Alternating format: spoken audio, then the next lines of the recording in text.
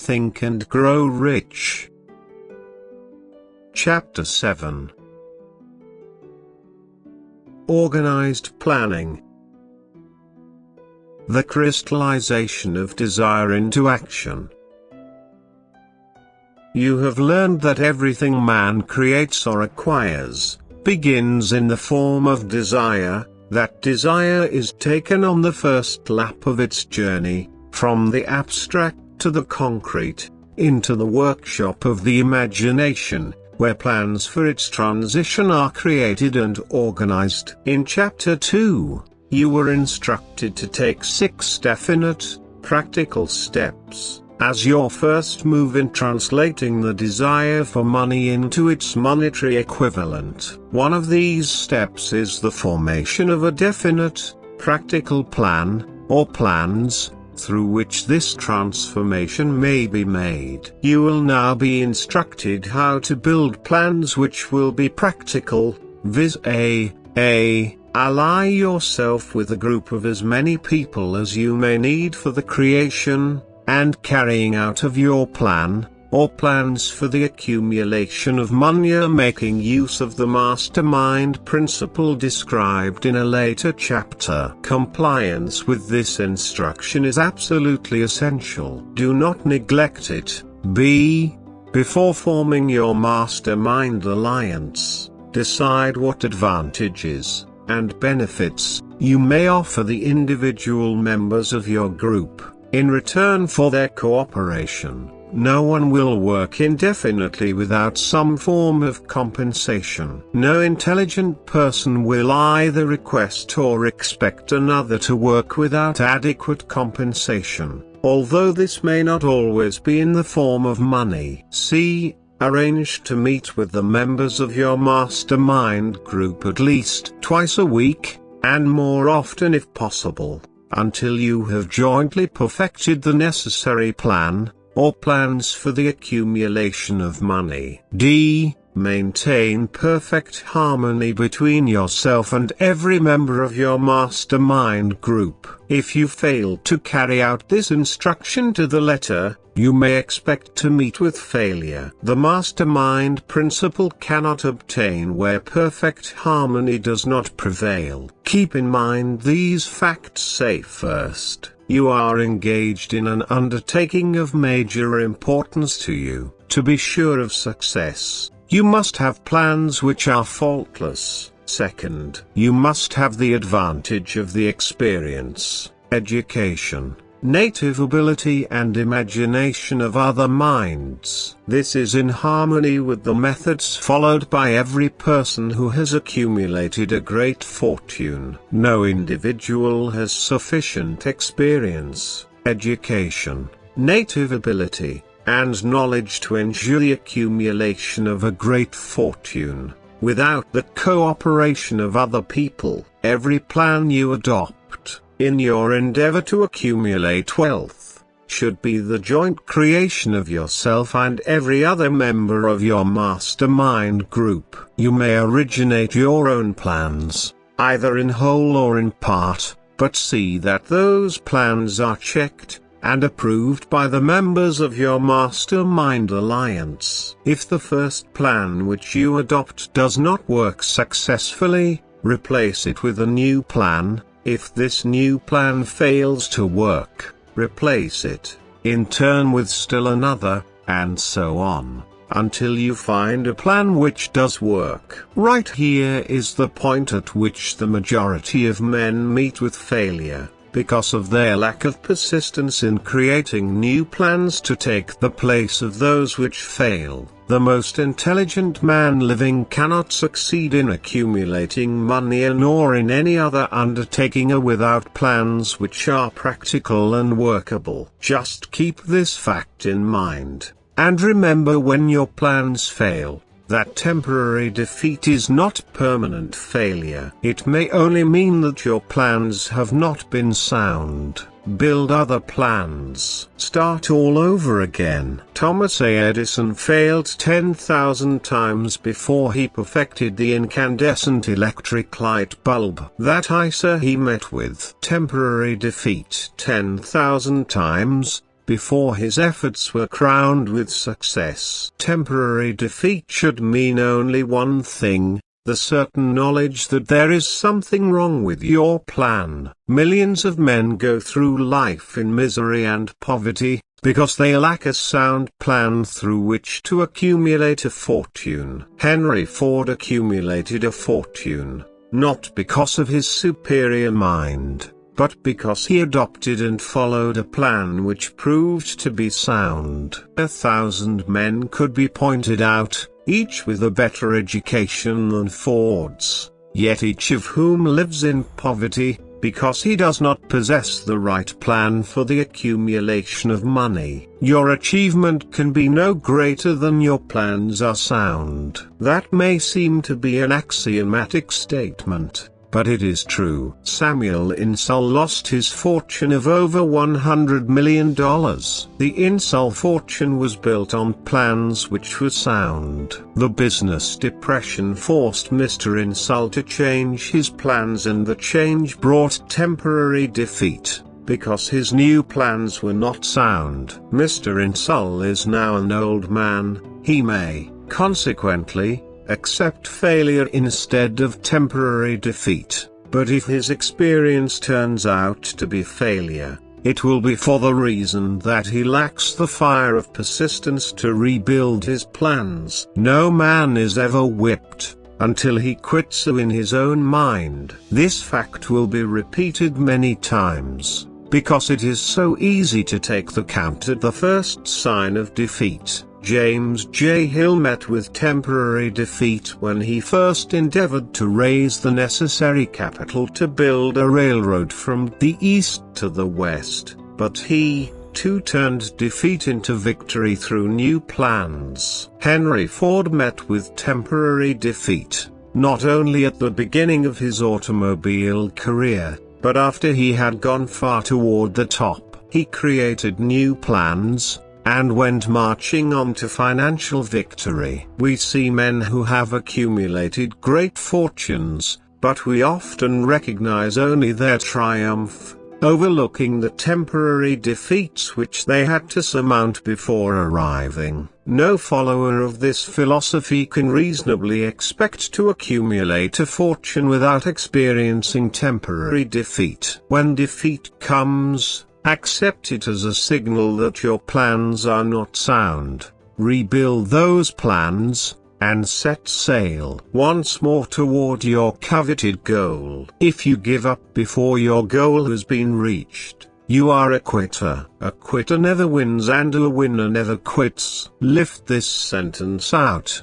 write it on a piece of paper in letters an inch high, and place it where you will see it every night before you go to sleep, and every morning before you go to work. When you begin to select members for your mastermind group, endeavor to select those who do not take defeat seriously. Some people foolishly believe that only money can make money. This is not true. Desire, transmuted into its monetary equivalent, through the principles laid down here, is the agency through which money is made. Money, of itself, is nothing but inert matter. It cannot move, think, or talk, but it can hear when a man who desires it, calls it to come. Planning the sale of services. The remainder of this chapter has been given over to a description of ways and means of marketing personal services. The information here conveyed will be of practical help to any person having any form of personal services to market,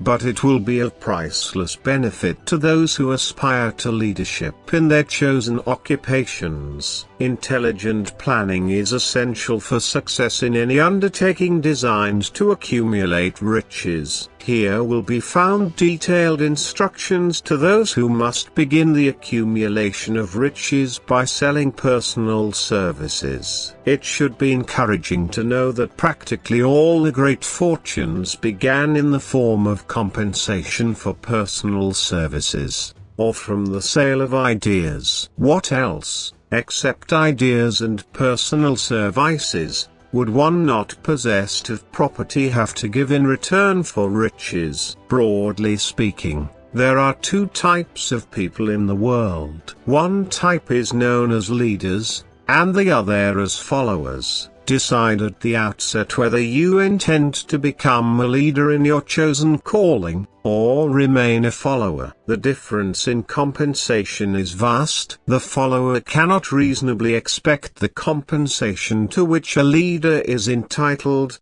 although many followers make the mistake of expecting such pay. It is no disgrace to be a follower. On the other hand, it is no credit to remain a follower. Most great leaders began in the capacity of followers. They became great leaders because they were intelligent followers. With few exceptions, the man who cannot follow a leader intelligently cannot become an efficient leader. The man who can follow a leader most efficiently is usually the man who develops into leadership most rapidly. An intelligent follower has many advantages, among them the opportunity to acquire knowledge from his leader. The major attributes of leadership. The following are important factors of leadership. A1. Unwavering courage based upon knowledge of self and of one's occupation. No follower wishes to be dominated by a leader who lacks self-confidence and courage. No intelligent follower will be dominated by such a leader very long. 2. Self-control. The man who cannot control himself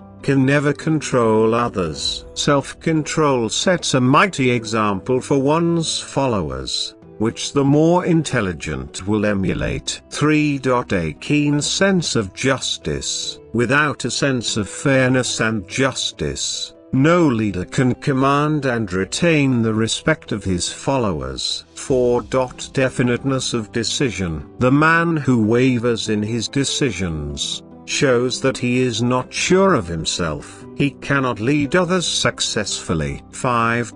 Definiteness of plans. The successful leader must plan his work, and work his plan. A leader who moves by guesswork, without practical, definite plans, is comparable to a ship without a rudder. Sooner or later he will land on the rocks. 6. The habit of doing more than paid for. One of the penalties of leadership is the necessity of willingness, upon the part of the leader, to do more than he requires of his followers. 7. A pleasing personality. No slovenly, careless person can become a successful leader. Leadership calls for respect. Followers will not respect a leader who does not grade high on all of the factors of a pleasing personality. 8.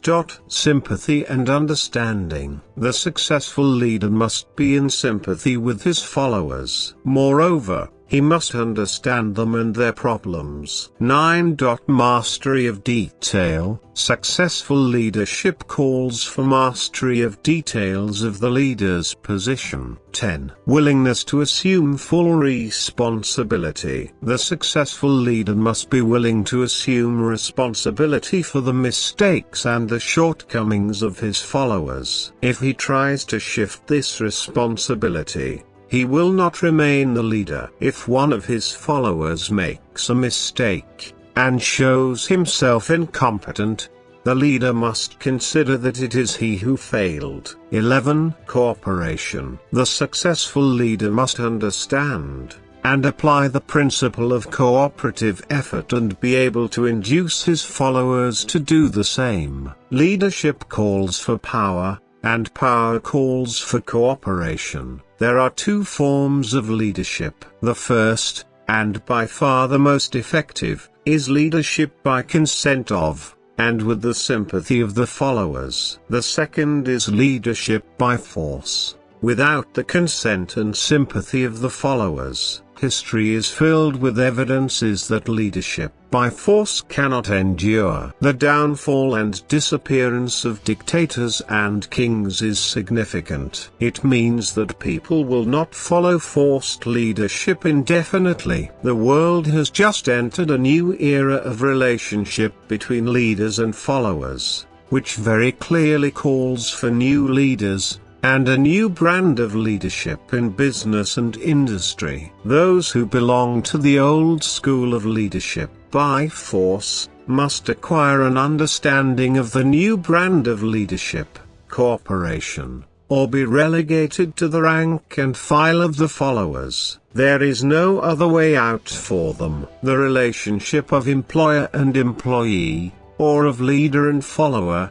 in the future, will be one of mutual cooperation, based upon an equitable division of the profits of business. In the future, the relationship of employer and employee will be more like a partnership than it has been in the past. Napoleon, Kaiser Wilhelm of Germany, the Tsar of Russia, and the King of Spain were examples of leadership by force. Their leadership passed without much difficulty. One might point to the prototypes of these ex-leaders, among the business, financial, and labor leaders of America who have been dethroned or slated to go. Leadership by consent of the followers is the only brand which can endure. Men may follow the forced leadership temporarily, but they will not do so willingly. The new brand of leadership will embrace the 11 factors of leadership described in this chapter, as well as some other factors. The man who makes these the basis of his leadership will find abundant opportunity to lead in any walk of life. The Depression was prolonged, largely, because the world lacked leadership of the new brand. At the end of the Depression, the demand for leaders who are competent to apply the new methods of leadership has greatly exceeded the supply. Some of the old type of leaders will reform and adapt themselves to the new brand of leadership, but generally speaking, the world will have to look for new timber for its leadership. This necessity may be your opportunity. The 10 major causes of failure in leadership. We come now to the major faults of leaders who fail, because it is just as essential to know what not to do as it is to know what to do. 1. Inability to organize details. Efficient leadership calls for ability to organize and to master details. No genuine leader is ever too busy to do anything which may be required of him in his capacity as leader. When a man, whether he is a leader or follower, admits that he is too busy to change his plans, or to give attention to any emergency, he admits his inefficiency. The successful leader must be the master of all details connected with his position. That means, of course, that he must acquire the habit of relegating details to capable lieutenants. 2. Unwillingness to render humble service. Truly great leaders are willing, when occasion demands, to perform any sort of labor which they would ask another to perform. The greatest among ye shall be the servant of all is a truth which all able leaders observe and respect. 3. Expectation of pay for what they know instead of what they do with that which they know. The world does not pay men for that which they know. It pays them for what they do, or induce others to do. 4. Fear of competition from followers. The leader who fears that one of his followers may take his position is practically sure to realize that fear sooner or later. The able leader trains understudies to whom he may delegate, at will, any of the details of his position. Only in this way may a leader multiply himself and prepare himself to be at many places, and give attention to many things at one time. It is an eternal truth that men receive more pay for their ability to get others to perform, than they could possibly earn by their own efforts. An efficient leader may, through his knowledge of his job and the magnetism of his personality, greatly increase the efficiency of others, and induce them to render more service and better service than they could render without his aid.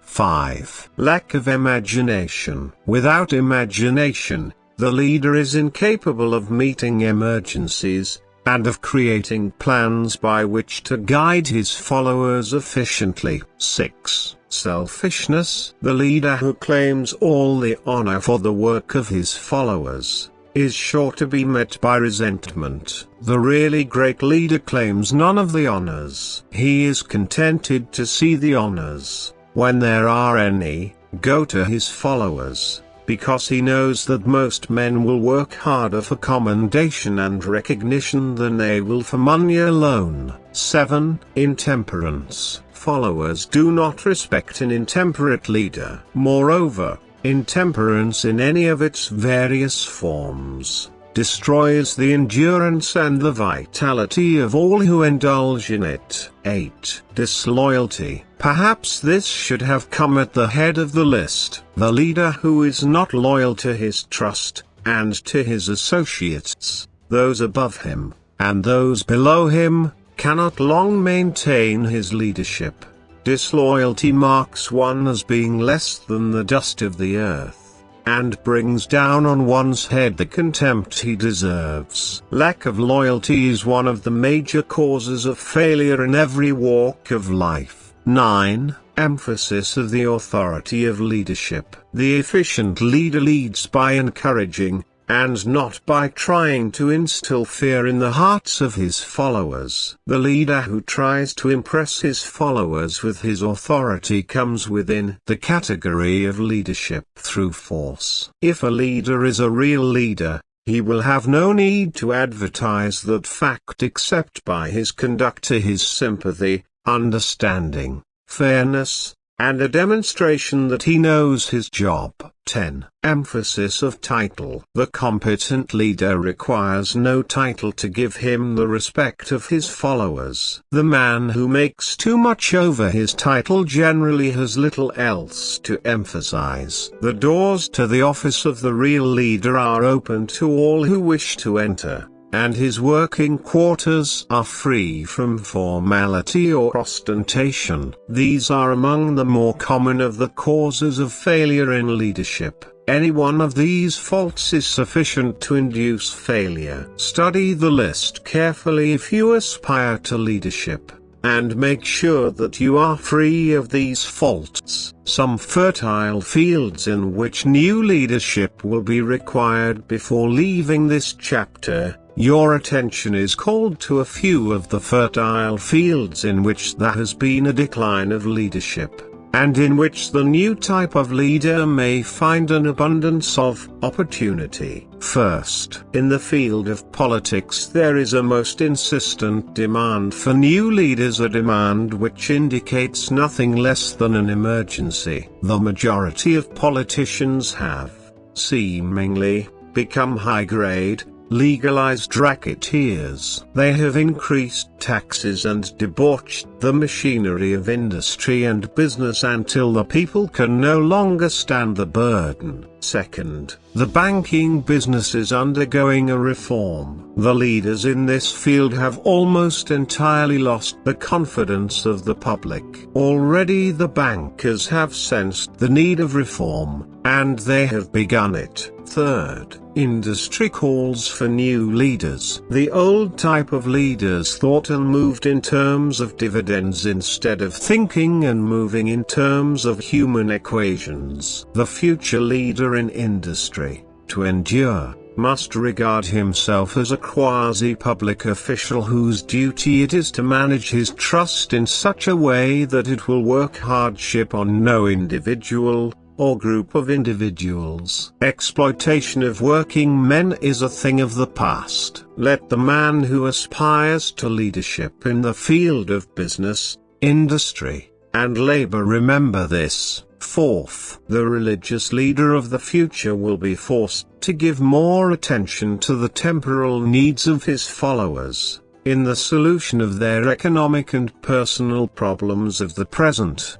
and less attention to the dead past, and the yet unborn future. Fifth, in the professions of law, medicine, and education, a new brand of leadership, and to some extent, new leaders will become a necessity. This is especially true in the field of education. The leader in that field must, In the future, find ways and means of teaching people how to apply the knowledge they receive in school. He must deal more with practice and less with theory. Sixth, new leaders will be required in the field of journalism. Newspapers of the future, to be conducted successfully, must be divorced from special privilege and relieved from the subsidy of advertising. They must cease to be organs of propaganda for the interests which patronize their advertising columns. The type of newspaper which publishes scandal and lewd pictures will eventually go the way of all forces which debauch the human mind.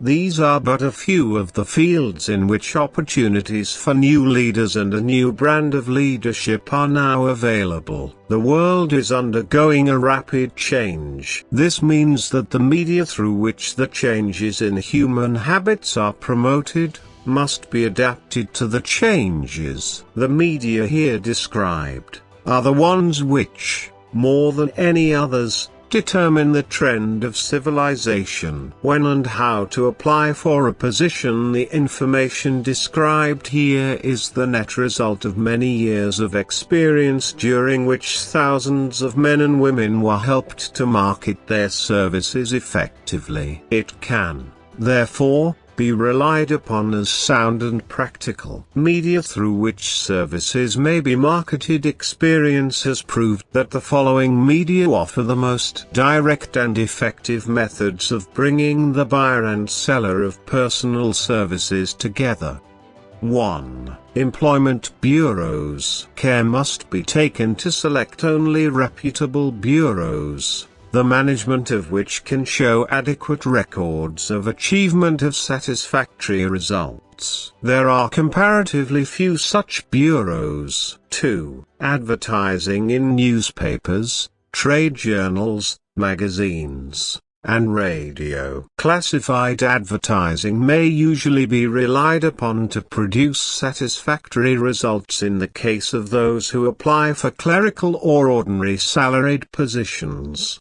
Display advertising is more desirable in the case of those who seek executive connections. The copy to appear in the section of the paper which is most apt to come to the attention of the class of employer being sought. The copy should be prepared by an expert, who understands how to inject sufficient selling qualities to produce replies. 3. Personal letters of application, directed to particular firms or individuals most apt to need such services as are being offered. Letters should be neatly typed, always, and signed by hand. With the letter, should be sent a complete brief or outline of the applicant's qualifications. Both the letter of application and the brief of experience or qualifications should be prepared by an expert. See instructions as to information to be supplied.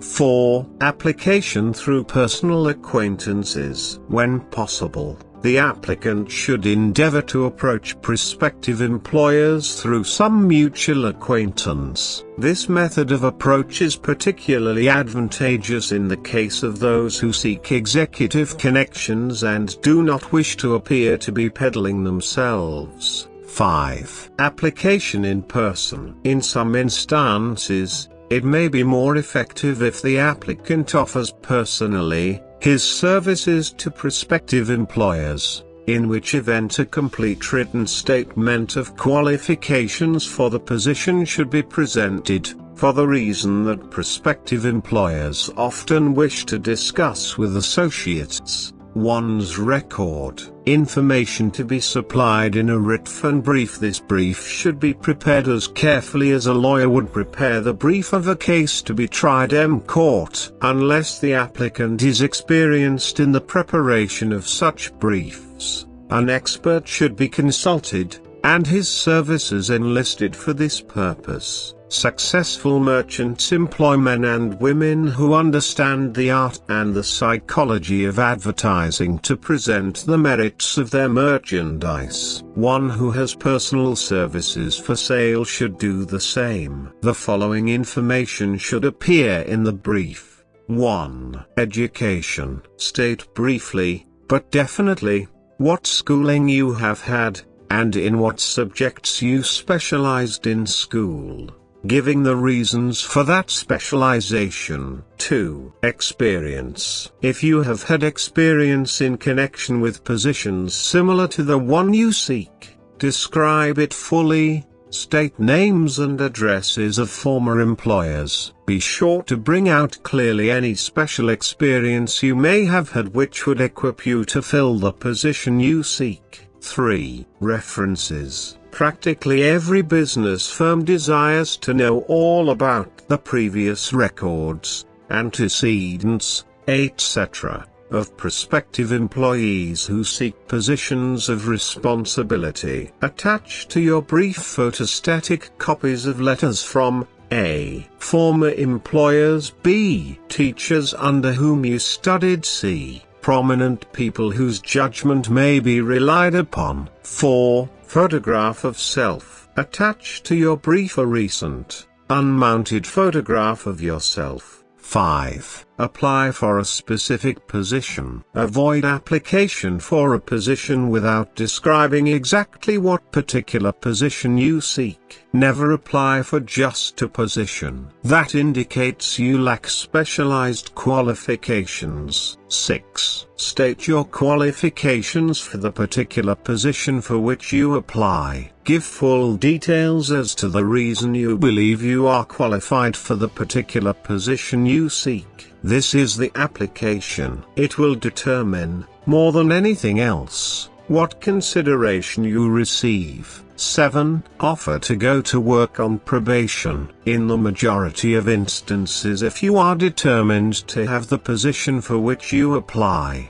it will be most effective if you offer to work for a week, or a month, or for a sufficient length of time to enable your prospective employer to judge your value without pay. This may appear to be a radical suggestion, but experience has proved that it seldom fails to win at least a trial. If you are sure of your qualifications, a trial is all you need. Incidentally, such an offer indicates that you have confidence in your ability to fill the position you seek. It is most convincing. If your offer is accepted, and you make good, more than likely you will be paid for your probation period. Make clear the fact that your offer is based upon A. Your confidence in your ability to fill the position. B. Your confidence in your prospective employer's decision to employ you after trial. C. Your determination to have the position you seek. 8. Knowledge of your prospective employer's business. Before applying for a position,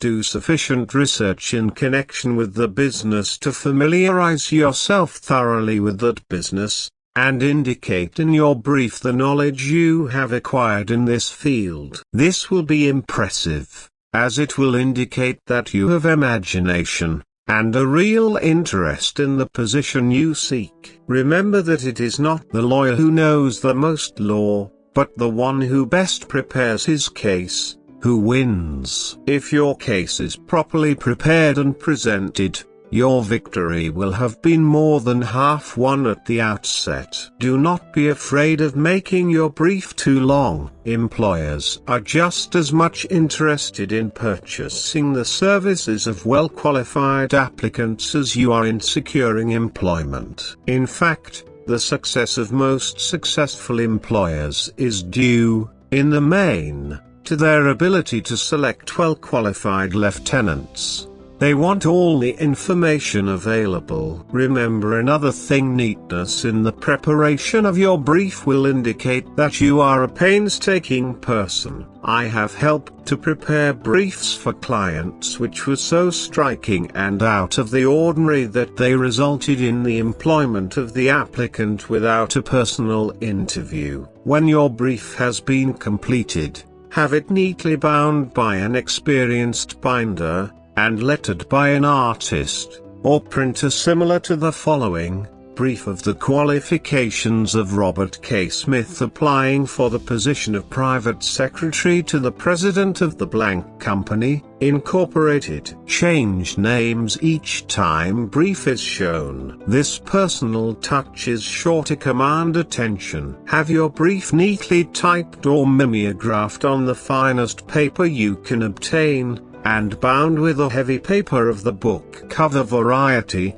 the binder to be changed, and the proper firm name to be inserted if it is to be shown to more than one company. Your photograph should be pasted on one of the pages of your brief. Follow these instructions to the letter, improving upon them wherever your imagination suggests. Successful salesmen groom themselves with care. They understand that first impressions are lasting. Your brief is your salesman. Give it a good suit of clothes, so it will stand out in bold contrast to anything your prospective employer ever saw. In the way of an application for a position, if the position you seek is worth having, it is worth going after with care. Moreover, if you sell yourself to an employer in a manner that impresses him with your individuality, you probably will receive more money for your services from the very start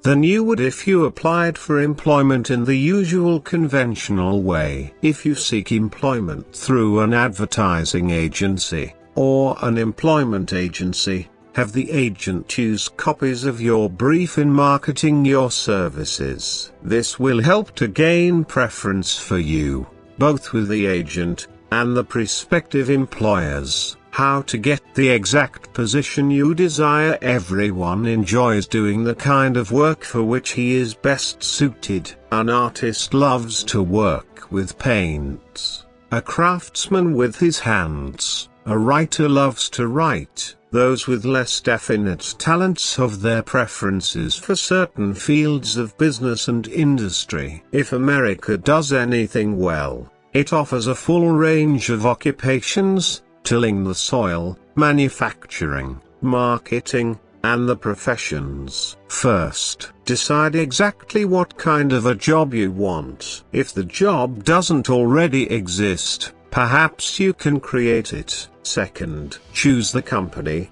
or individual for whom you wish to work. Third, study your prospective employer as to policies, personnel, and chances of advancement. Fourth, by analysis of yourself, your talents and capabilities, figure what you can offer, and plan ways and means of giving advantages, services, developments, ideas that you believe you can successfully deliver. Fifth, forget about a job. Forget whether or not there is an opening. Forget the usual routine of "have you got a job for me?" Concentrate on what you can give.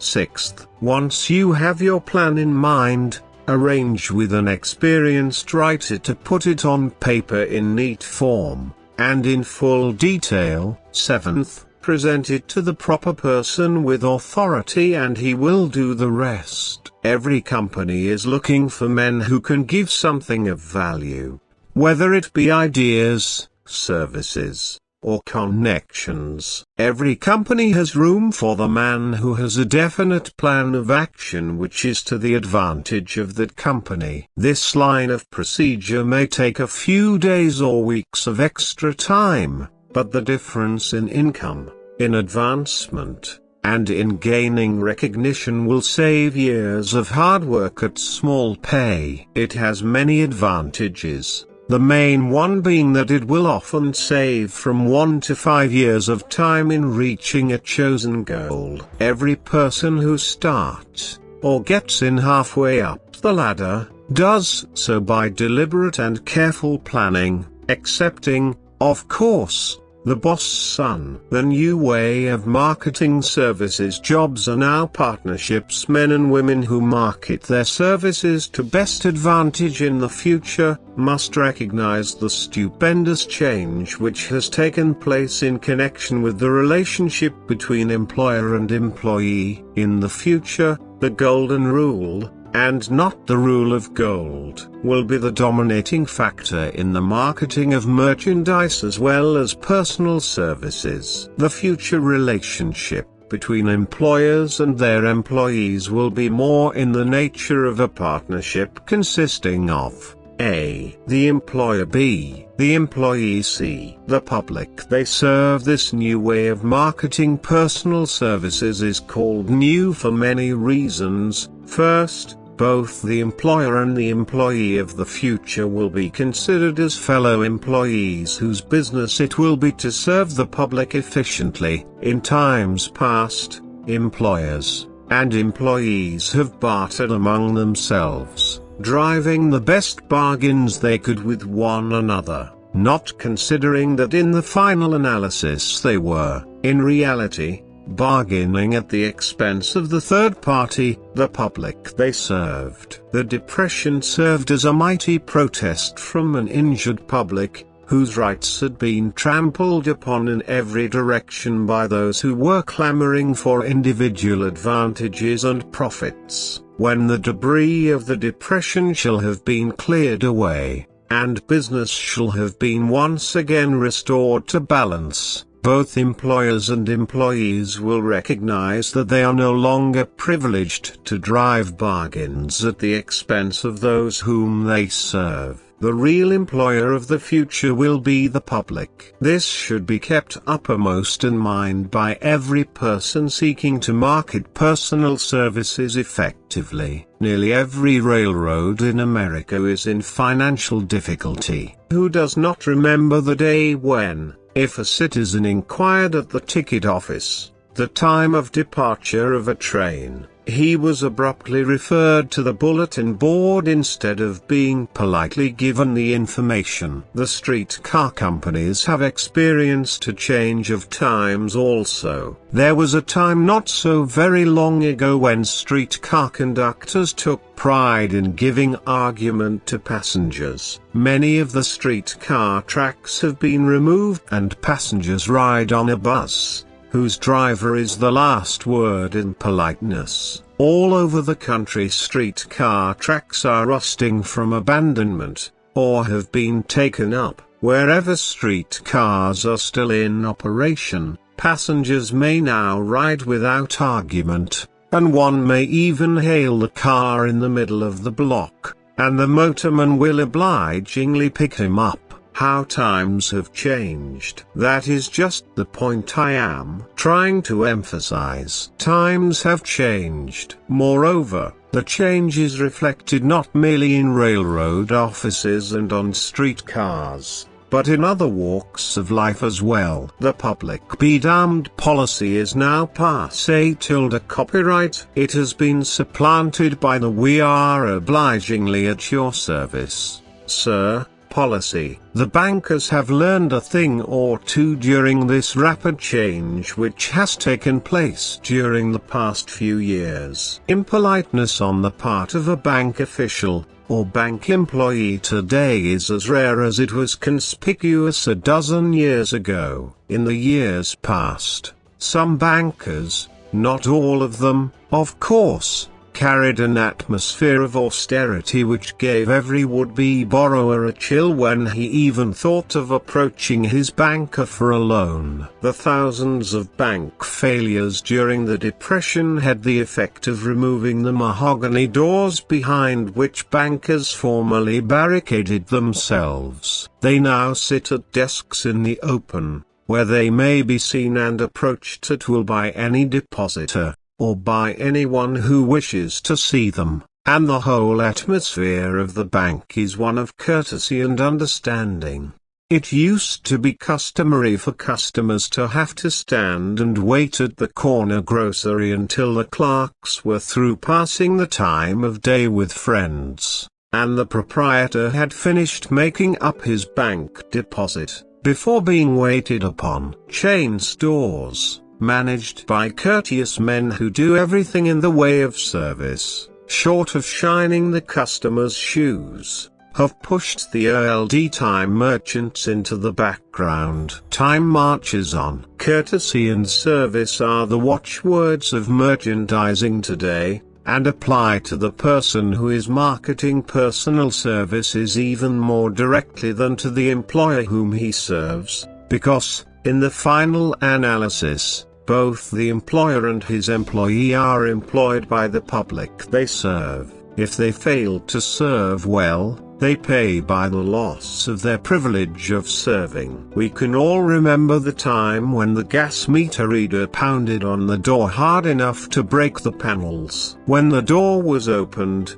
he pushed his way in, uninvited, with a scowl on his face which plainly said, "What the hell did you keep me waiting for?" All that has undergone a change. The meter man now conducts himself as a gentleman who is delighted to be at your service, sir. Before the gas companies learned that their scowling meter men were accumulating liabilities never to be cleared away, the polite salesman of oil burners came along and did a land office business. During the Depression, I spent several months in the anthracite coal region of Pennsylvania, studying conditions which all but destroyed the coal industry. Among several very significant discoveries, was the fact that greed on the part of operators and their employees was the chief cause of the loss of business for the operators, and loss of jobs for the miners. Through the pressure of a group of overzealous labor leaders, representing the employees, and the greed for profits on the part of the operators, the anthracite business suddenly dwindled. The coal operators and their employees drove sharp bargains with one another, adding the cost of the bargaining to the price of the coal, until, finally, they discovered they had built up a wonderful business for the manufacturers of oil-burning outfits and the producers of crude oil. The wages of sin is death. Many have read this in the Bible, but few have discovered its meaning. Now, and for several years, the entire world has been listening by force to a sermon which might well be called "Whatsoever a man soweth, that shall he also reap." Nothing is widespread and effective as the Depression could possibly be just a coincidence. Behind the Depression was a cause. Nothing ever happens without a cause. In the main, the cause of the Depression is traceable directly to the worldwide habit of trying to reap without sowing. This should not be mistaken to mean that the Depression represents a crop which the world is being forced to reap without having sown. The trouble is that the world sowed the wrong sort of seed. Any farmer knows he cannot sow the seed of thistles, and reap a harvest of grain. Beginning at the outbreak of the World War, the people of the world began to sow the seed of service inadequate in both quality and quantity. Nearly everyone was engaged in the pastime of trying to get without giving. These illustrations are brought to the attention of those who have personal services to market, to show that we are where we are, and what we are, because of our own conduct. If there is a principle of cause and effect, which controls business, finance, and transportation, this same principle controls individuals and determines their economic status. What is your QQS rating? The causes of success in marketing services effectively and permanently have been clearly described. Unless those causes are studied, analyzed, understood and applied, no man can market his services effectively and permanently. Every person must be his own salesman of personal services. The quality and the quantity of service rendered, and the spirit in which it is rendered, determine to a large extent the price and the duration of employment. To market personal services effectively, which means a permanent market, at a satisfactory price, under pleasant conditions, one must adopt and follow the QQS formula, which means that quality, plus quantity, plus the proper spirit of cooperation, equals perfect salesmanship of service. Remember the QQS formula. but do more apply it as a habit. Let us analyze the formula to make sure we understand exactly what it means. 1. Quality of service shall be construed to mean the performance of every detail, in connection with your position, in the most efficient manner possible, with the object of greater efficiency always in mind. 2. Quantity of service shall be understood to mean the habit of rendering all the service of which you are capable, at all times, with the purpose of increasing the amount of service rendered as greater skill is developed through practice and experience. Emphasis is again placed on the word habit. 3. Spirit of service shall be construed to mean the habit of agreeable, harmonious conduct which will induce cooperation from associates and fellow employees. Adequacy of quality and quantity of service is not sufficient to maintain a permanent market for your services. The conduct, or the spirit in which you deliver service, is a strong determining factor in connection with both the price you receive and the duration of employment. Andrew Carnegie stressed this point more than others in connection with his description of the factors which lead to success in the marketing of personal services. He emphasized again, and again, the necessity for harmonious conduct. He stressed the fact that he would not retain any man, no matter how great a quantity, or how efficient the quality of his work, unless he worked in a spirit of harmony. Mr. Carnegie insisted upon men being agreeable. To prove that he placed a high value upon this quality, he permitted many men who conformed to his standards to become very wealthy. Those who did not conform had to make room for others. The importance of a pleasing personality has been stressed, because it is a factor which enables one to render service in the proper spirit. If one has a personality which pleases, and renders service in a spirit of harmony, these assets often make up for deficiencies in both the quality and the quantity of service one renders. Nothing, however, can be successfully substituted for pleasing conduct. The capital value of your services. The person whose income is derived entirely from the sale of personal services is no less a merchant than the man who sells commodities, and it might well be added, such a person is subject to exactly the same rules of conduct as the merchant who sells merchandise. This has been emphasized, because the majority of people who live by the sale of personal services make the mistake of considering themselves free from the rules of conduct, and the responsibilities attached to those who are engaged in marketing commodities. The new way of marketing services has practically forced both employer and employee into partnership alliances, through which both take into consideration the rights of the third party, the public they serve. The day of the go-getter has passed. He has been supplanted by the go-giver. High-pressure methods in business finally blew the lid off. There will never be the need to put the lid back on, because, in the future, business will be conducted by methods that will require no pressure.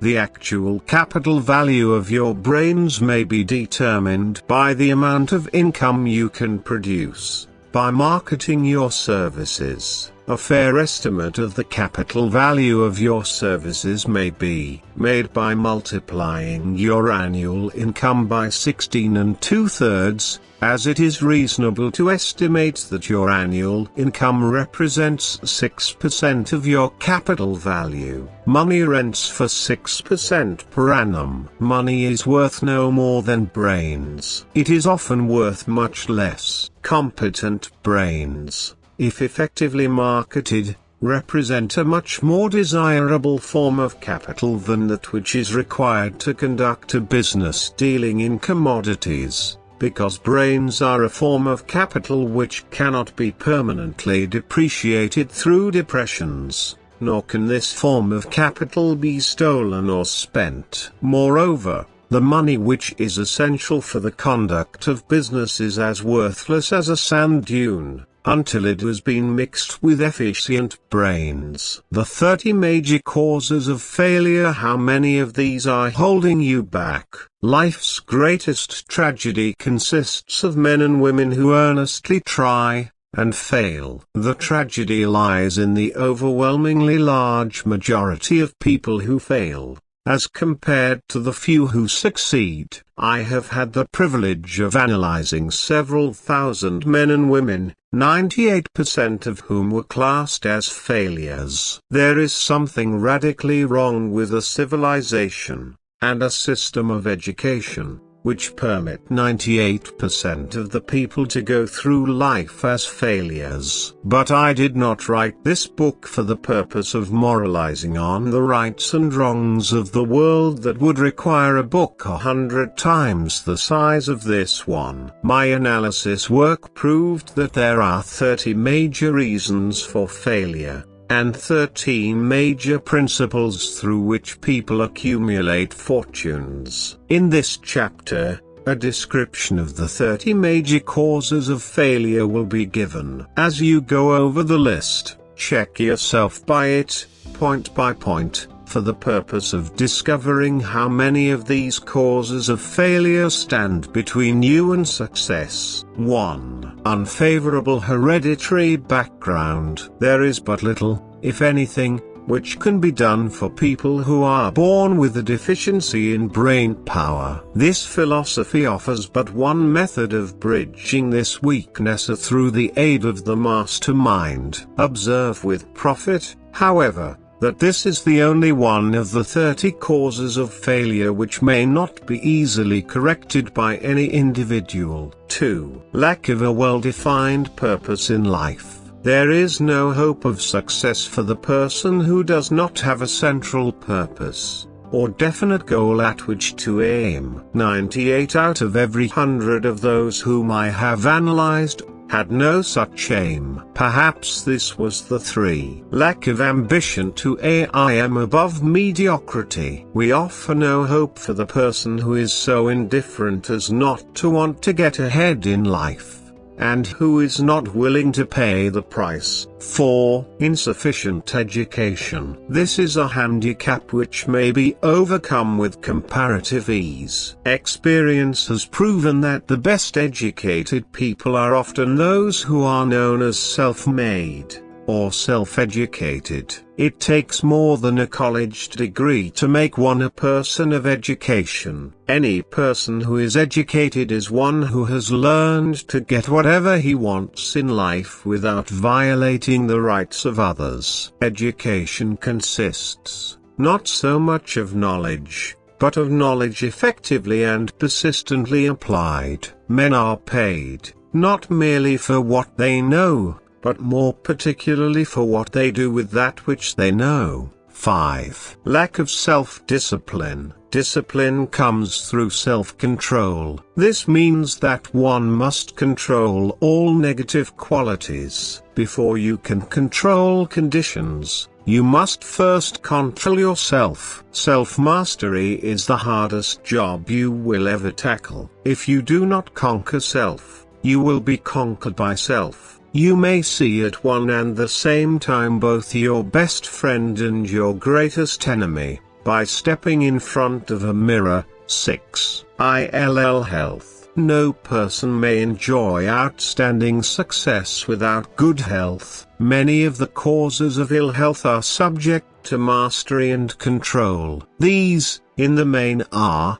A. Overeating of foods not conducive to health. B. Wrong habits of thought giving expression to negatives. C. Wrong use of, and overindulgence in sex. D. Lack of proper physical exercise. E. An inadequate supply of fresh air, due to improper breathing. 7. Unfavorable environmental influences during childhood. As the twig is bent, so shall the tree grow. Most people who have criminal tendencies acquire them as the result of bad environment, and improper associates during childhood. 8. Procrastination. This is one of the most common causes of failure. Old man procrastination stands within the shadow of every human being, waiting his opportunity to spoil one's chances of success. Most of us go through life as failures, because we are waiting for the time to be right to start doing something worthwhile. Do not wait. The time will never be just right. Start where you stand, and work with whatever tools you may have at your command, and better tools will be found as you go along. 9. Lack of persistence. Most of us are good starters but poor finishers of everything we begin. Moreover, people are prone to give up at the first signs of defeat. There is no substitute for persistence. The person who makes persistence his watchword discovers that old man failure finally becomes tired, and makes his departure. Failure cannot cope with persistence. 10. Negative personality. There is no hope of success for the person who repels people through a negative personality. Success comes through the application of power, and power is attained through the cooperative efforts of other people. A negative personality will not induce cooperation. 11. Lack of controlled sexual urge. Sex energy is the most powerful of all the stimuli which move people into action. Because it is the most powerful of the emotions, it must be controlled through transmutation and converted into other channels. 12. Uncontrolled desire for something for nothing. The gambling instinct drives millions of people to failure. Evidence of this may be found in a study of the Wall Street crash of '29, during which millions of people tried to make money by gambling on stock margins. 13. Lack of a well-defined power of decision. Men who succeed reach decisions promptly, and change them, if at all, very slowly. Men who fail reach decisions, if at all, very slowly, and change them frequently and quickly. Indecision and procrastination are twin brothers. Where one is found, the other may usually be found also. Kill off despair before they completely hog-tie you to the treadmill of failure. 14. One or more of the 6 basic fears. These fears have been analyzed for you in a later chapter. They must be mastered before you can market your services effectively. 15. Wrong selection of a mate in marriage. This is a most common cause of failure. The relationship of marriage brings people intimately into contact. Unless this relationship is harmonious, failure is likely to follow. Moreover, it will be a form of failure that is marked by misery and unhappiness, destroying all signs of ambition. 16. Overcaution. The person who takes no chances generally has to take whatever is left when others are through choosing. Overcaution is as bad as undercaution. Both are extremes to be guarded against. Life itself is filled with the element of chance. 17. Wrong selection of associates in business. This is one of the most common causes of failure in business. In marketing personal services, one should use great care to select an employer who will be an inspiration, and who is, himself, intelligent and successful. We emulate those with whom we associate most closely. Pick an employer who is worth emulating. 18. Superstition and prejudice. Superstition is a form of fear. It is also a sign of ignorance. Men who succeed keep open minds and are afraid of nothing. 19. Wrong selection of a vocation. No man can succeed in a line of endeavor which he does not like. The most essential step in the marketing of personal services is that of selecting an occupation into which you can throw yourself wholeheartedly. 20. Lack of concentration of effort. The jack of all trades seldom is good at any. Concentrate all of your efforts on one definite chief aim. 21. The habit of indiscriminate spending. The spendthrift cannot succeed, mainly because he stands eternally in fear of poverty. Form the habit of systematic saving by putting aside a definite percentage of your income. Money in the bank gives one a very safe foundation of courage when bargaining for the sale of personal services. Without money, one must take what one is offered, and be glad to get it. 22. Lack of enthusiasm. Without enthusiasm one cannot be convincing. Moreover, enthusiasm is contagious, and the person who has it under control is generally welcome in any group of people. 23. Intolerance. The person with a closed MMD on any subject seldom gets ahead. Intolerance means that one has stopped acquiring knowledge. The most damaging forms of intolerance are those connected with religious, racial, and political differences of opinion. 24. Intemperance. The most damaging forms of intemperance are connected with eating, strong drink, and sexual activities. Overindulgence in any of these is fatal to success. 25. Inability to cooperate with others. More people lose their positions and their big opportunities in life because of this fault than for all other reasons combined. It is a fault which no well-informed businessman or leader will tolerate. 26. Possession of power that was not acquired through self-effort. Sons and daughters of wealthy men, and others who inherit money which they did not earn. Power in the hands of one who did not acquire it gradually, is often fatal to success. Quick riches are more dangerous than poverty. 27. Intentional dishonesty. There is no substitute for honesty. One may be temporarily dishonest by force of circumstances over which one has no control,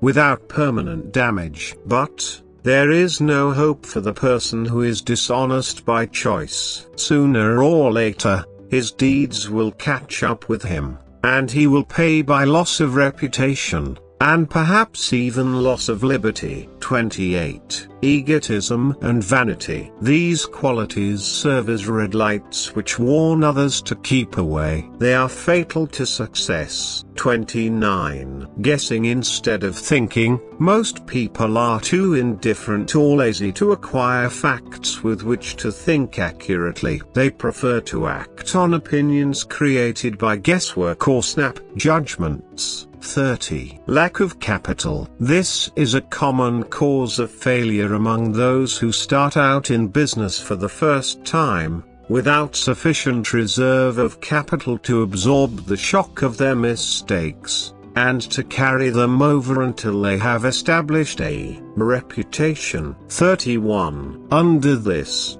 name any particular cause of failure from which you have suffered that has not been included in the foregoing list. In these 30 major causes of failure is found a description of the tragedy of life, which obtains for practically every person who tries and fails. It will be helpful if you can induce someone who knows you well to go over this list with you, and help to analyze you by the 30 causes of failure. It may be beneficial if you try this alone. Most people cannot see themselves as others see them. You may be one who cannot. The oldest of admonitions is man, know thyself. If you market merchandise successfully, you must know the merchandise. The same is true in marketing personal services. You should know all of your weaknesses in order that you may either bridge them or eliminate them entirely. You should know your strength in order that you may call attention to it when selling your services. You can know yourself only through accurate analysis. The folly of ignorance in connection with self was displayed by a young man who applied to the manager of a well-known business for a position. He made a very good impression until the manager asked him what salary he expected. He replied that he had no fixed sum in mind, lack of a definite aim. The manager then said, "We will pay you all you are worth, although we try you out for a week." "I will not accept it," the applicant replied, "because I am getting more than that where I am now employed." Before you even start to negotiate for a readjustment of your salary in your present position, or to seek employment elsewhere, be sure that you are worth more than you now receive. It is one thing to want money. Everyone wants more, but it is something entirely different to be worth more. Many people mistake their wants for their just dues. Your financial requirements or wants have nothing whatever to do with your worth. Your value is established entirely by your ability to render useful service or your capacity to induce others to render such service. Take inventory of yourself. 28 questions you should answer. Annual self-analysis is an essential in the effective marketing of personal services, as is annual inventory in merchandising. Moreover, the yearly analysis should disclose a decrease in faults and an increase in virtues. One goes ahead, stands still, or goes backward in life. One's object should be, of course, to go ahead. Annual self-analysis will disclose whether advancement has been made, and if so, how much. It will also disclose any backward steps one may have made. The effective marketing of personal services requires one to move forward even if the progress is slow. Your annual self-analysis should be made at the end of each year, so you can include in your New Year's resolutions any improvements which the analysis indicates should be made. Take this inventory by asking yourself the following questions, and by checking your answers with the aid of someone who will not permit you to deceive yourself as to their accuracy. Self-analysis questionnaire for personal inventory. 1. Have I attained the goal which I established as my objective for this year? You should work with a definite yearly objective to be attained as a part of your major life objective. 2. Have I delivered service of the best possible quality of which I was capable, or could I have improved any part of this service? 3. Have I delivered service in the greatest possible quantity of which I was capable? 4. Has the spirit of my conduct been harmonious and cooperative at all times? 5. Have I permitted the habit of procrastination to decrease my efficiency, and if so, to what extent? 6. Have I improved my personality, and if so, in what ways? 7. Have I been persistent in following my plans through to completion? 8. Have I reached decisions promptly and definitely on all occasions? 9. Have I permitted any one or more of the 6 basic fears to decrease my efficiency? 10. Have I been either overcautious or undercautious? 11. Has my relationship with my associates in work been pleasant or unpleasant? If it has been unpleasant, has the fault been partly or wholly mine? 12. Have I dissipated any of my energy through lack of concentration of effort? 13. Have I been open-minded and tolerant in connection with all subjects? 14. In what way have I improved my ability to render service? 15. Have I been intemperate in any of my habits? 16. Have I expressed, either openly or secretly, any form of egotism? 17. Has my conduct toward my associates been such that it has induced them to respect me? 18. Have my opinions and decisions been based upon guesswork, or accuracy of analysis and thought? 19. Have I followed the habit of budgeting my time, my expenses, and my income, and have I been conservative in these budgets? 20. How much time have I devoted to unprofitable effort which I might have used to better advantage? 21. How may I rebudget my time, and change my habits so I will be more efficient during the coming year? 22. Have I been guilty of any conduct which was not approved by my conscience? 23. In what ways have I rendered more service and better service than I was paid to render? 24. Have I been unfair to anyone, and if so, in what way? 25. If I had been the purchaser of my own services for the year, would I be satisfied with my purchase? 26. Am I in the right vocation, and if not, why not? 27. Has the purchaser of my services been satisfied with the service I have rendered, and if not, why not? 28. What is my present rating on the fundamental principles of success? Make this rating fairly, and frankly, and have it checked by someone who is courageous enough to do it accurately. Having read and assimilated the information conveyed through this chapter, you are now ready to create a practical plan for marketing your personal services. In this chapter will be found an adequate description of every principle essential in planning the sale of personal services,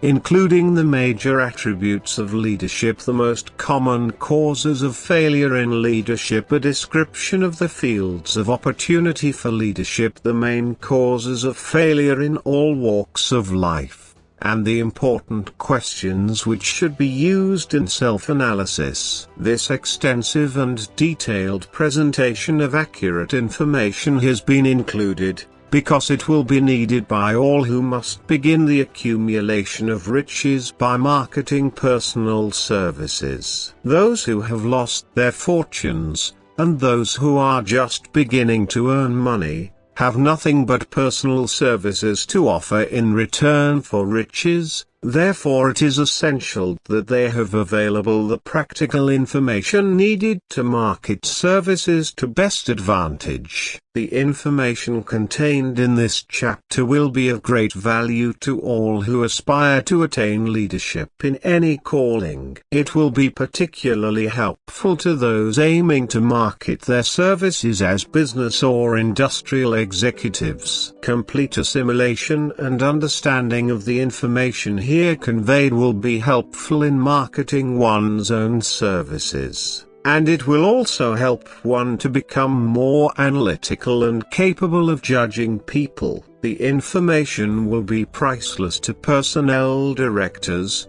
employment managers, and other executives charged with the selection of employees and the maintenance of efficient organizations. If you doubt this statement, test its soundness by answering in writing the 28 self-analysis questions. That might be both interesting and profitable, even though you do not doubt the soundness of the statement. Where and how one may find opportunities to accumulate riches. Now that we have analyzed the principles by which riches may be accumulated, we naturally ask, where may one find favorable opportunities to apply these principles? Very well, let us take inventory and see what the United States of America offer the person seeking riches, great or small. To begin with, let us remember, all of us,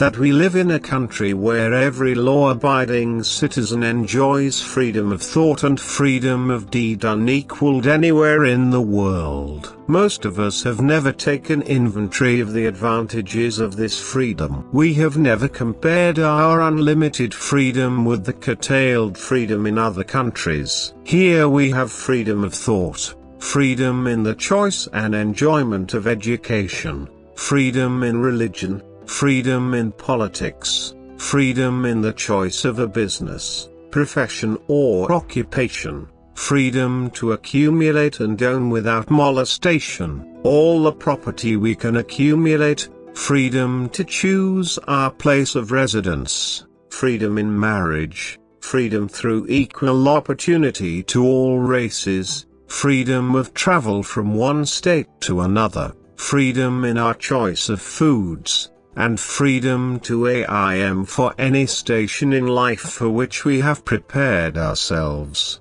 even for the presidency of the United States. We have other forms of freedom, but this list will give a bird's-eye view of the most important, which constitute opportunity of the highest order. This advantage of freedom is all the more conspicuous because the United States is the only country guaranteeing to every citizen, whether native-born or naturalized, so broad and varied a list of freedom. Next, let us recount some of the blessings which our widespread freedom has placed within our hands. Take the average American family for example, meaning, the family of average income, and sum up the benefits available to every member of the family, in this land of opportunity and plenty.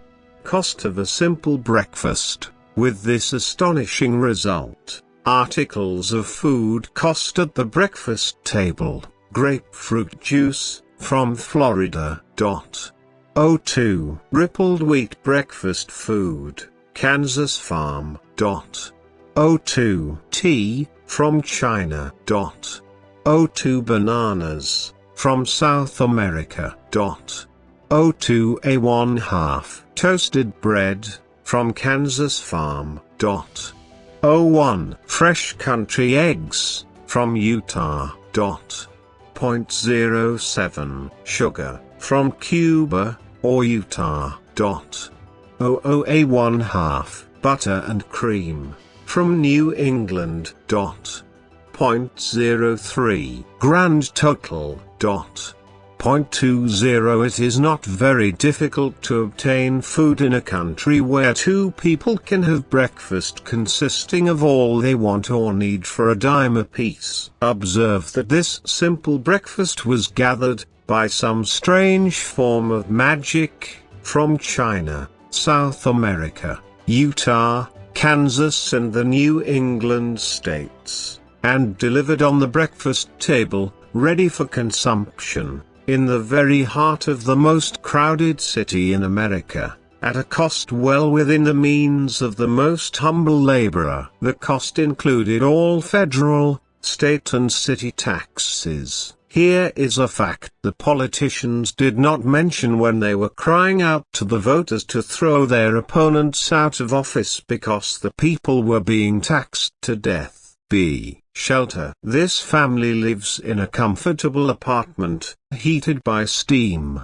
lighted with electricity, with gas for cooking, all for $65 a month. In a smaller city, or a more sparsely settled part of New York City, the same apartment could be had for as low as $20 a month. The toast they had for breakfast in the food estimate was toasted on an electric toaster, which cost but a few dollars. The apartment is cleaned with a vacuum sweeper that is run by electricity. Hot and cold water is available, at all times, in the kitchen and the bathroom. The food is kept cool in a refrigerator that is run by electricity. The wife curls her hair, washes her clothes and irons them with easily operated electrical equipment. on power obtained by sticking a plug in the wall. The husband shaves with an electric shaver, and they receive entertainment from all over the world,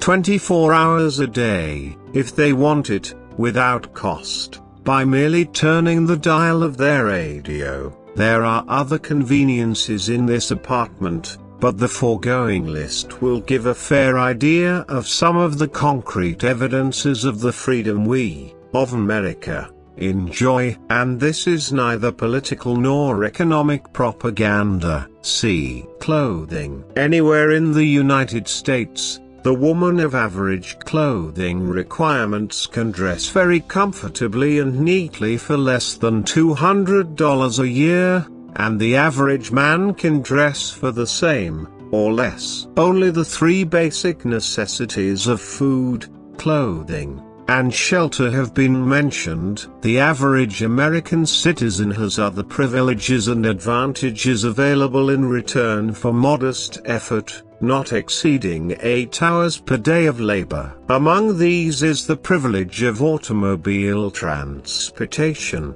with which one can go and come at will, at very small cost. The average American has security of property rights not found in any other country in the world. He can place his surplus money in a bank with the assurance that his government will protect it, and make good to him if the bank fails. If an American citizen wants to travel from one state to another, he needs no passport, no one's permission. He may go when he pleases, and return at will. Moreover, he may travel by train, private automobile, bus, airplane, or ship, as his pocketbook permits. In Germany, Russia, Italy, and most of the other European and Oriental countries, the people cannot travel with so much freedom, and at so little cost. The miracle that has provided these blessings. We often hear politicians proclaiming the freedom of America, when they solicit votes, but seldom do they take the time or devote sufficient effort to the analysis of the source or nature of this freedom. Having no axe to grind, no grudge to express, no ulterior motives to be carried out, I have the privilege of going into a frank analysis of that mysterious, abstract, greatly misunderstood something which gives to every citizen of America more blessings, more opportunities to accumulate wealth, more freedom of every nature, than may be found in any other country. I have the right to analyze the source and nature of this unseen power, because I know, and have known for more than a quarter of a century, many of the men who organized that power, and many who are now responsible for its maintenance. The name of this mysterious benefactor of mankind is capital. Capital consists not alone of money,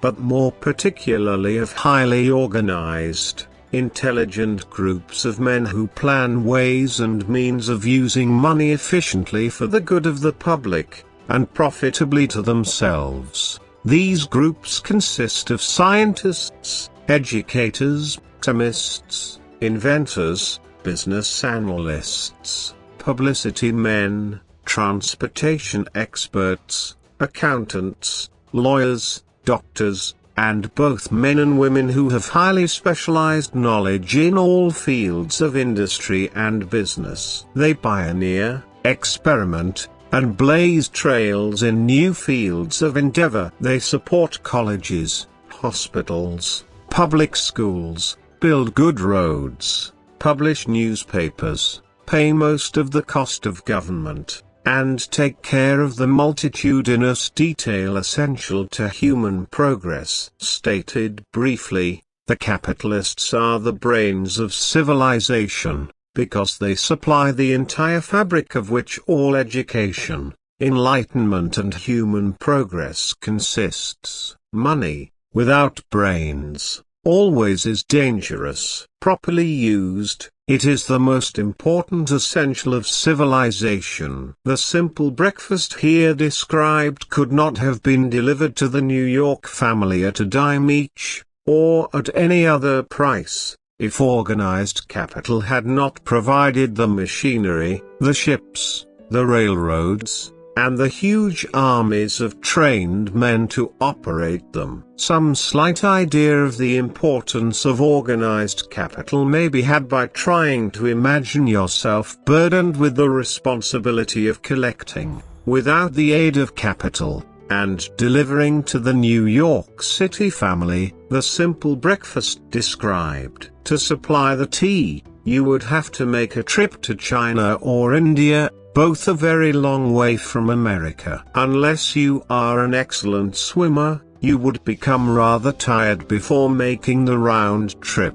Then, too, another problem would confront you. What would you use for money, even if you had the physical endurance to swim the ocean? To supply the sugar, you would have to take another long swim to Cuba, or a long walk to the sugar beet section of Utah. But even then, you might come back without the sugar, because organized effort and money are necessary to produce sugar, to say nothing of what is required to refine, transport, and deliver it to the breakfast table anywhere in the United States. The eggs, you could deliver easily enough from the barnyards near New York City, but you would have a very long walk to Florida and return, before you could serve the 2 glasses of grapefruit juice. You would have another long walk, to Kansas, or one of the other wheat-growing states,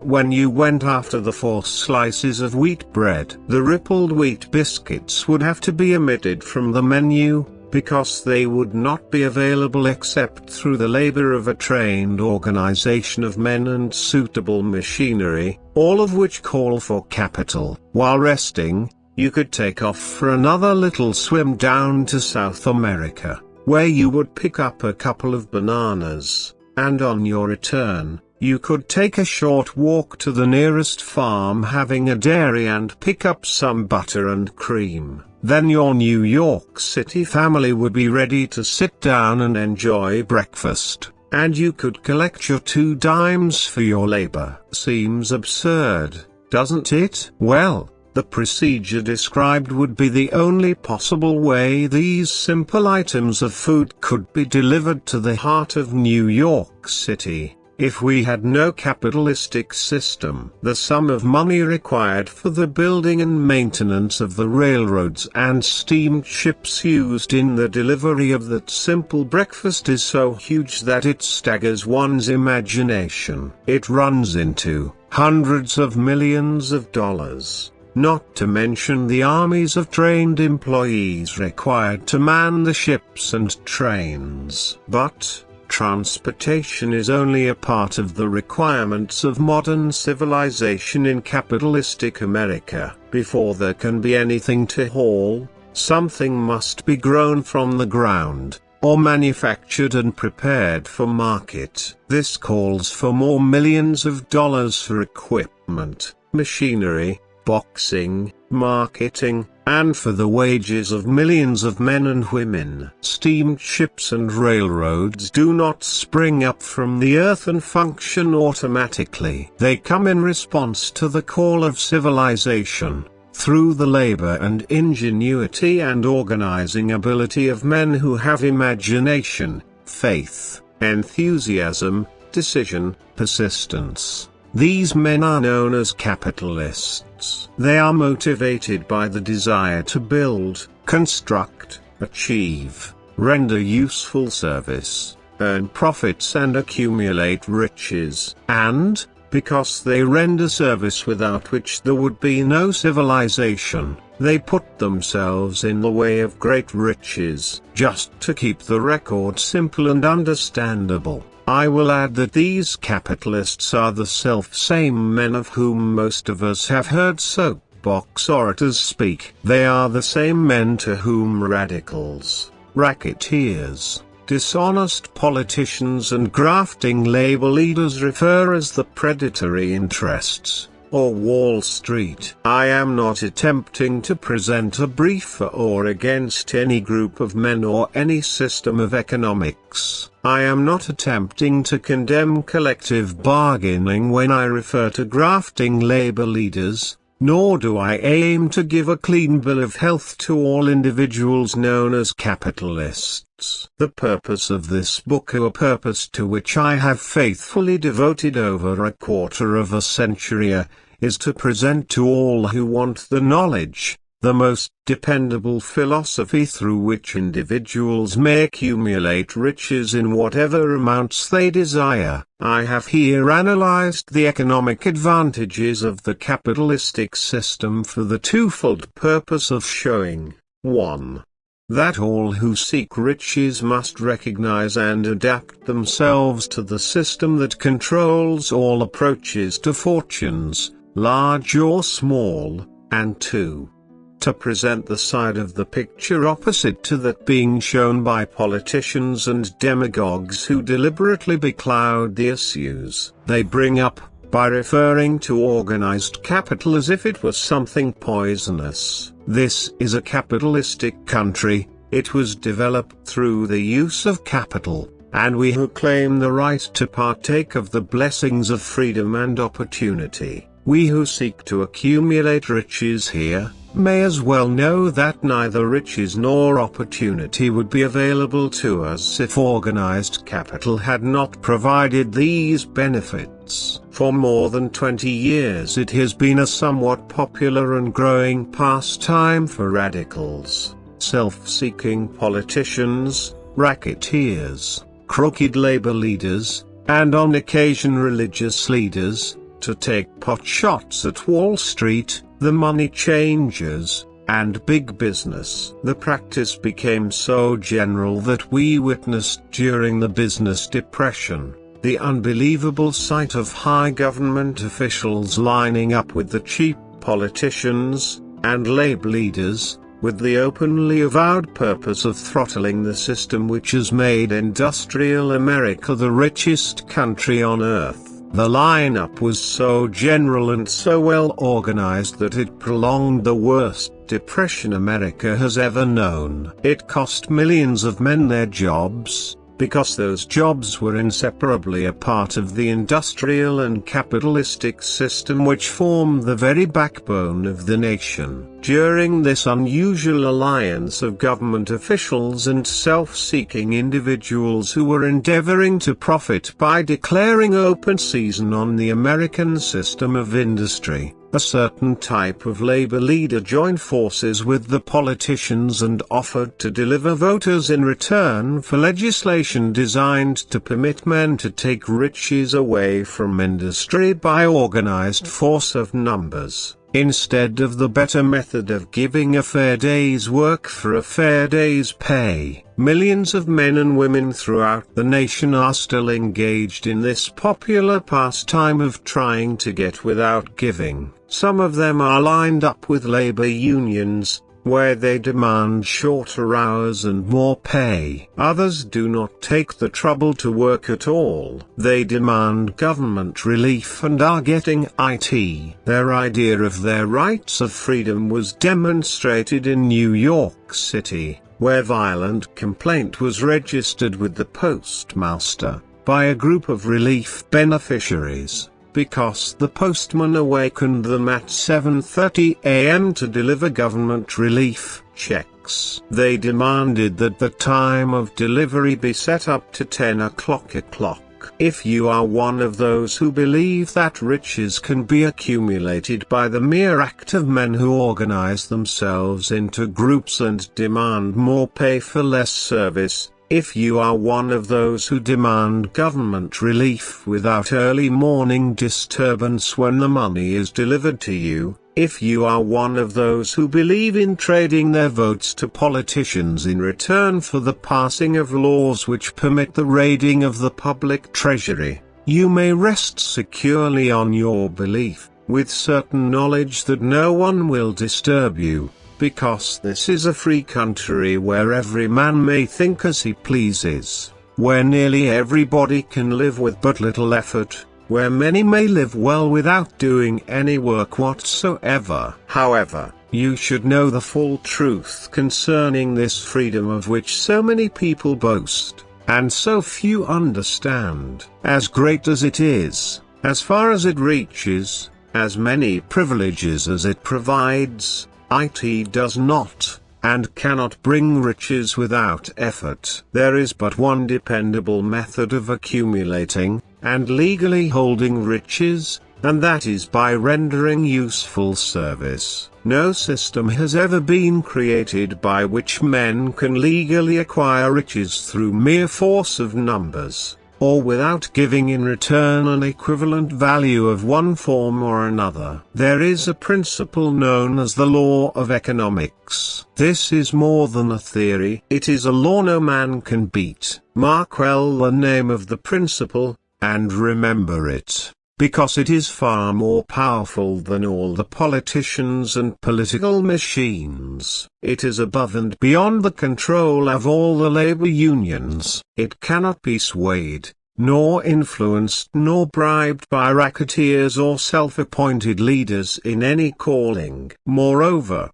it has an all-seeing eye, and a perfect system of bookkeeping, in which it keeps an accurate account of the transactions of every human being engaged in the business of trying to get without giving. Sooner or later its auditors come around, look over the records of individuals both great and small, and demand an accounting. Wall Street, big business, capital predatory interests, or whatever name you choose to give the system which has given us American freedom, represents a group of men who understand, respect, and adapt themselves to this powerful law of economics. Their financial continuation depends upon their respecting the law. Most people living in America like this country, its capitalistic system and all. I must confess I know of no better country, where one may find greater opportunities to accumulate riches. Judging by their acts and deeds, there are some in this country who do not like it. That, of course, is their privilege if they do not like this country, its capitalistic system, its boundless opportunities. They have the privilege of clearing out. Always there are other countries, such as Germany, Russia, and Italy, where one may try one's hand at enjoying freedom, and accumulating riches providing one is not too particular. America provides all the freedom and all the opportunity to accumulate riches that any honest person may require. When one goes hunting for game, one selects hunting grounds where game is plentiful. When seeking riches, the same rule would naturally obtain. If it is riches you are seeking, do not overlook the possibilities of a country whose citizens are so rich that women, alone, spend over $200 million annually for lipsticks, rouge and cosmetics. Think twice, you who are seeking riches, before trying to destroy the capitalistic system of a country whose citizens spend over $50 million a year for greeting cards,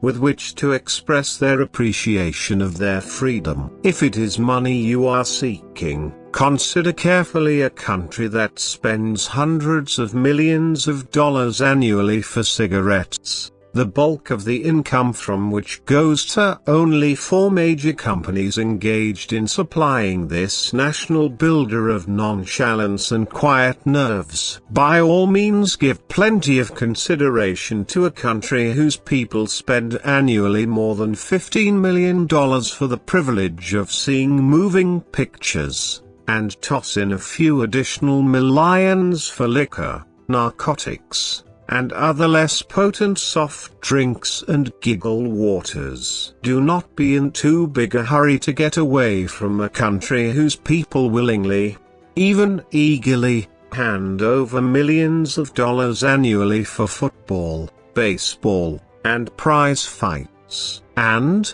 by all means, stick by a country whose inhabitants give up more than $1 million a year for chewing gum, and another million for safety razor blades. Remember, also, that this is but the beginning of the available sources for the accumulation of wealth. Only a few of the luxuries and non-essentials have been mentioned. But, remember that the business of producing, transporting, and marketing these few items of merchandise gives regular employment to many millions of men and women, who receive for their services many millions of dollars monthly, and spend it freely for both the luxuries and the necessities. Especially remember, that back of all this exchange of merchandise and personal services may be found an abundance of opportunity to accumulate riches. Here our American freedom comes to one's aid.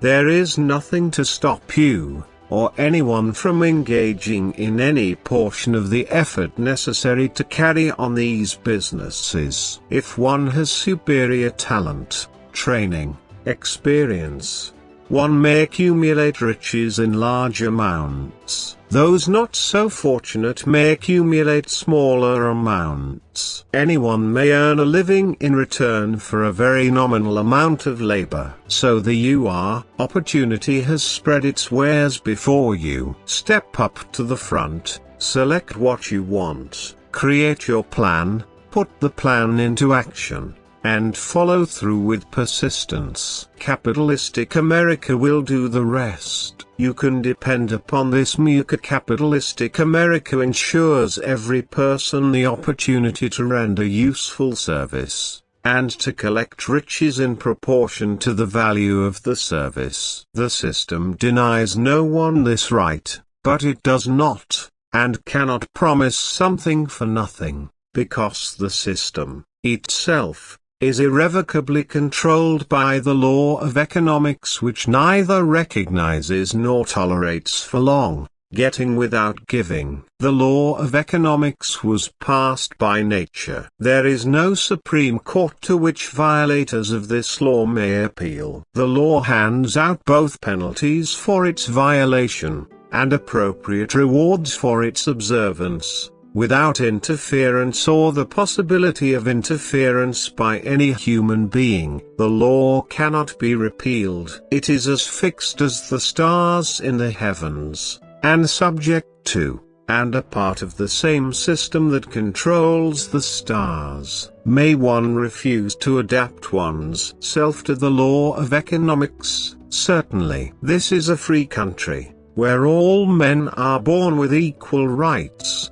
including the privilege of ignoring the law of economics. What happens then? Well, nothing happens until large numbers of men join forces for the avowed purpose of ignoring the law, and taking what they want by force. Then comes the dictator, with well-organized firing squads and machine guns. We have not yet reached that stage in America, but we have heard all we want to know about how the system works. Perhaps we shall one be fortunate enough not to demand personal knowledge of so gruesome a reality. Doubtless we shall prefer to continue with our freedom of speech, freedom of deed, and freedom to render useful service in return for riches. The practice, by government officials, of extending to men and women the privilege of raiding the public treasury in return for votes, sometimes results in election, but as night follows day,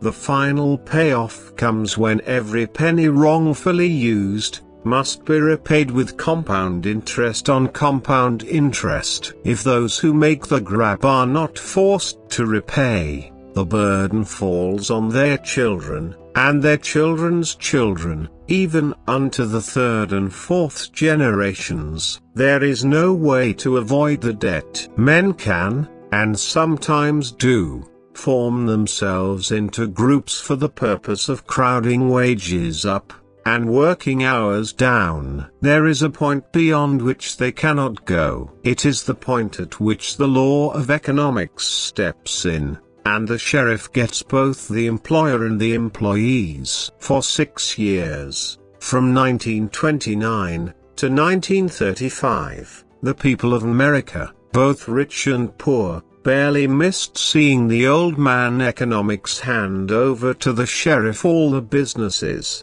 and industries and banks. It was not a pretty sight. It did not increase our respect for mob psychology, through which men cast reason to the winds and start trying to get without giving. We who went through those 6 discouraging years, when fear was in the saddle, and faith was on the ground, cannot forget how ruthlessly the law of economics exacted its toll from both rich and poor, weak and strong, old and young. We shall not wish to go through another such experience. These observations are not founded upon short-time experience. They are the result of 25 years of careful analysis of the methods of both the most successful and the most unsuccessful men America has known.